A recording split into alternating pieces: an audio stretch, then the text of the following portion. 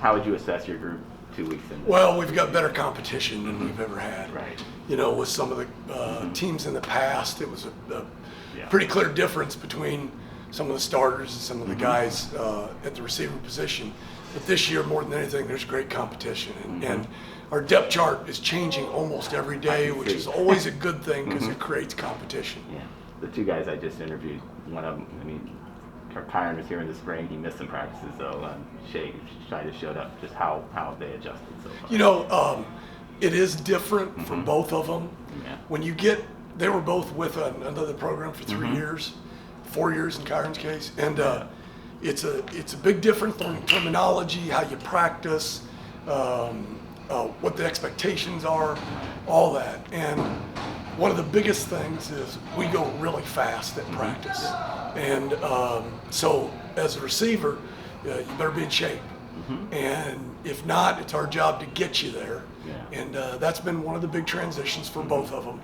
I don't think the level of football, both of them are going up. I don't think the level of football has been a big issue. Right. I think the issue for them is learning the offense and then playing at a full speed pace. Not that they're dogging it. I don't think that's the case. I think they're processing so much that sometimes that slows them down a little bit. But they're both very talented. Yep. They bring a lot of different things to our football team.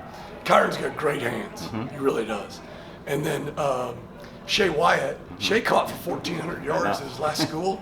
And you know, you can't be a stiff and do that. Right. I mean, you know, a lot of people, if he was a Division II, it looks like he's pretty comfortable. It does. He can get open. You know, the summer stuff helped him a lot. The kids, his teammates at the receiver position have helped him a lot.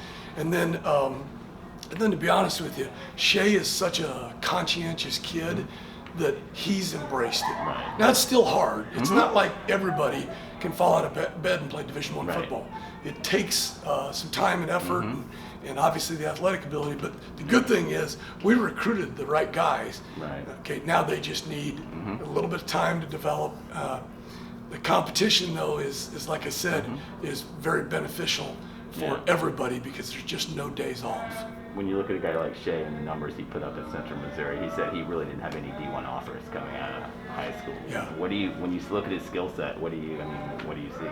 Well, he's one of the smoother receivers we have.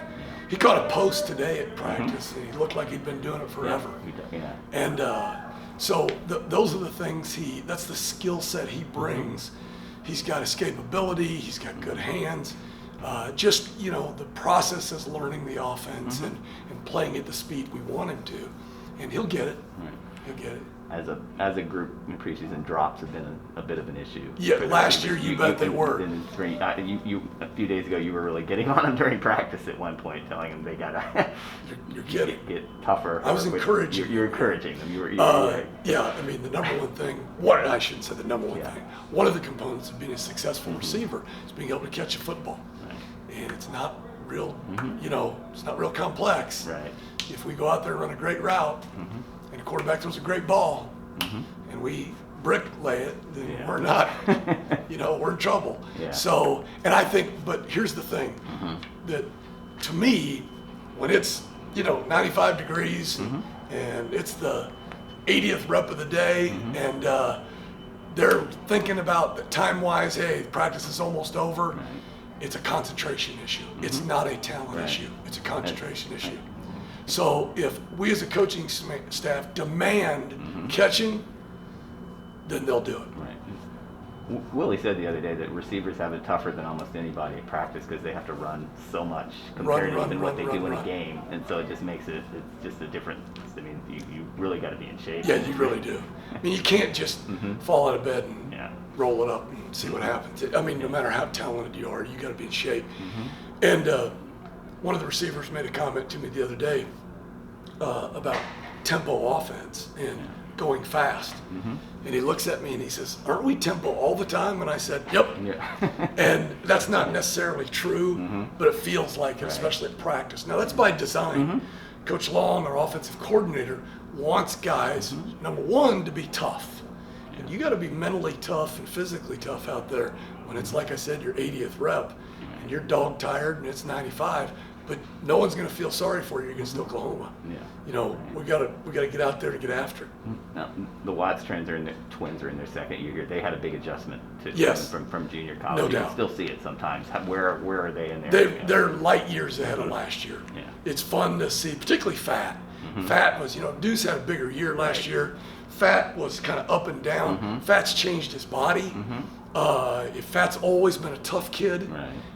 But Fat's catching the ball better too, and that's really encouraging. He had one unbelievable catch a few days ago. He did. That was a catch of count. I mean, at that point, it was like, okay. And I was happy for the kid too. Yeah. He wants it so bad. He wants to be successful so bad. And all of us want all our kids to be successful. Yeah. We know how much time and effort they put into it. And when somebody like that makes a catch like that, you celebrate with him. Jackson was back a little bit of practice today. He's Yeah. going to be fine. Just how he looks pretty good. Yeah. Through camp, Yeah. he's looked like one of our top receivers.